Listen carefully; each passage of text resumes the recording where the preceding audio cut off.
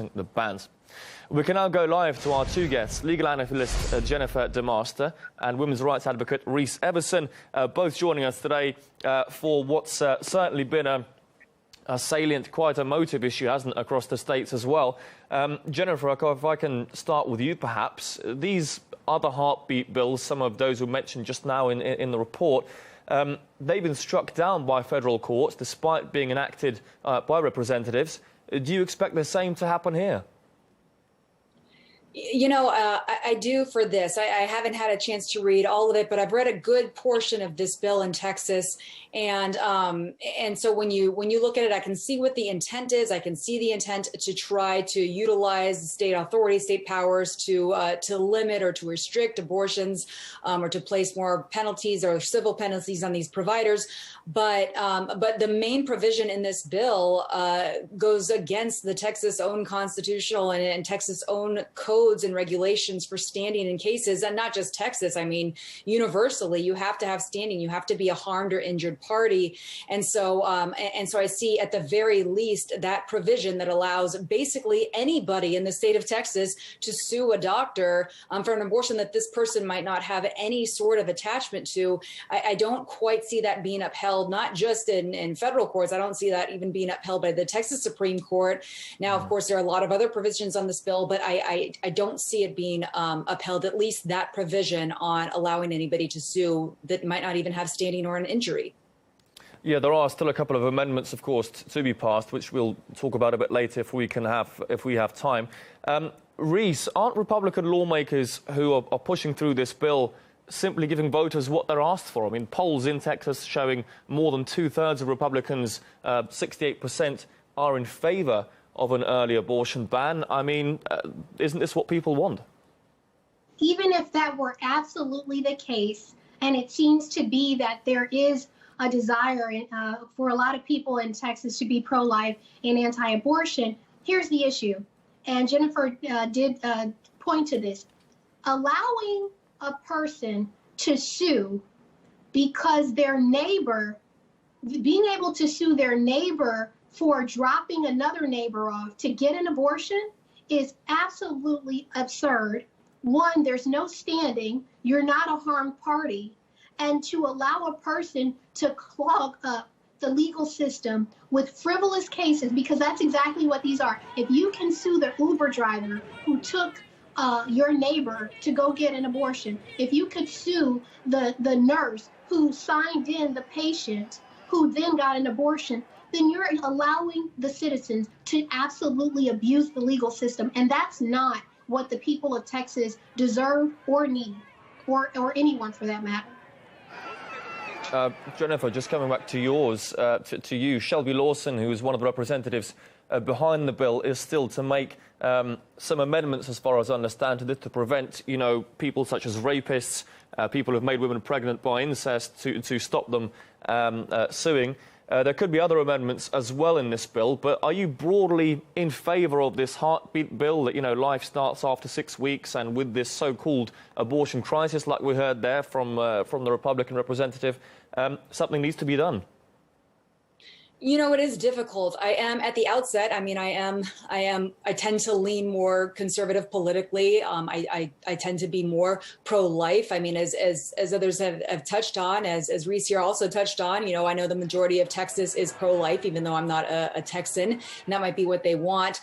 But I'm also an attorney at heart. I'm also somebody who has studied the laws. I am an attorney at law, and I do respect the justice system. And right now, there are too many issues in this bill that do open up a problematic door. Now, I see what the legislature is trying to do. I think that there are some that might believe it mentions, the bill itself mentions many times, if Roe v. Wade is overturned, if Casey v. Planned Parenthood, if these major Supreme Court decisions are overturned. The bill also talks about how Texas has never repealed their criminalization of abortions. And so it seems like there's language in there that shows them wanting to kind of get back to that, where then it would be, for example, if abortions were criminalized or if certain types were criminalized, then it would be a state filing there. And so that would be a different story. It seems like they're trying to use language to allow civil penalties for something because they can't have criminal penalties. And I don't think that's the way our justice system works, even if we disagree with these things. Obviously, there are churches, civic organizations that can help to end abortions, that can help pro-life matters. I don't see the legal language in this bill being able to stand up, even if I agree with the premise. But as you stated, there are some amendments. There might be new amendments. I know that the recent amendment was just introduced. I believe it still needs to go to the Senate in Texas for approval, which would not allow those who committed rape or incest to sue the providers or anybody who aided and abetted. But there are a lot of legal hurdles that this seems to overcome, regardless of what amendments kick in.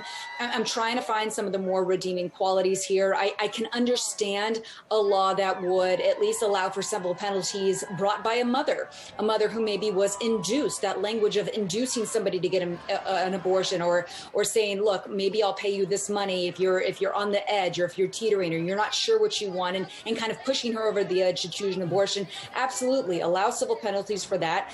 There are all kinds of penalties. I think that there has to be language that narrows down people not only withstanding, but people that have truly been injured, like, for example, a mother who's been injured, because we do know, even if I am pro-life, I do understand that there are or even if somebody is pro-choice, we do understand that there are women who have maybe been induced or forced to obtain an abortion, or women who suffer severe emotional or psychological trauma afterwards. And so maybe civil actions for that, but that would have to severely narrow down this bill. And in that case, I would understand and certainly agree with that premise, but it has to fit legal guidelines and guidelines just across any place that it has to. Jennifer, we're having a slight technical problem there with you, but Reese, I can see you shaking your head there. I mean, would you agree with a watered-down, perhaps, version of the bill that addresses some of the really controversial issues? And secondly, do you think, I mean, a lot of supporters of Republicans are probably hoping this could end up in the Supreme Court, which, of course, has a conservative majority. If it goes that far, do you see this passing? Here's the thing. Reproductive rights are a constitutional right. Every woman has a right to decide for herself what to do with her body. And at the end of the day, the Heartbeat bill is seeking to attack the rights of every woman who can decide whether or not she wants to carry a child.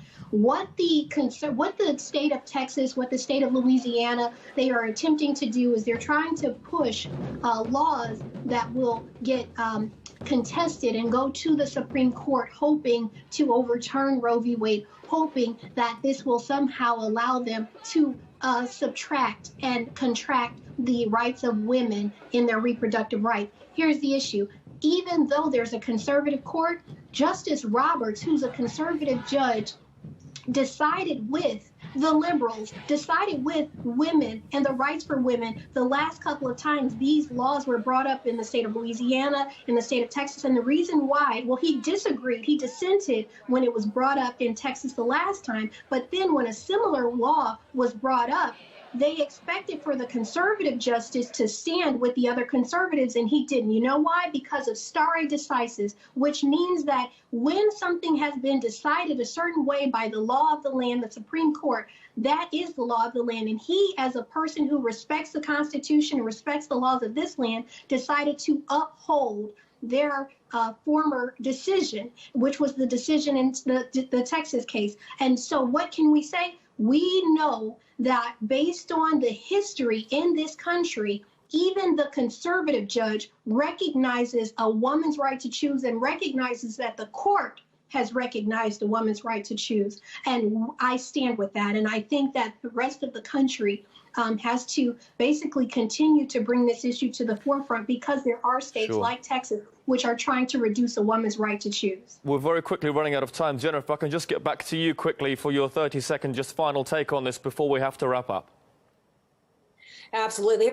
First of all, I think a lot of people would contest the fact that Justice Roberts is a conservative. I know that label has been applied, but this is also the lone Supreme Court justice who authored the opinion passing Obama's Affordable Care Act. So I think a lot of people would contest that regardless of that. But there are a lot of different issues that come in here. And it's not just about a woman's right to choose. It's also about the sanctity of life, because before women's right to choose, there's also an absolute inalienable right to life and an inalienable right to give others a chance. I mean, there are absolutely programs, people that are involved in this issue, and so when you look at that, when you have science that actually disputes itself, where does life start? Where should life start?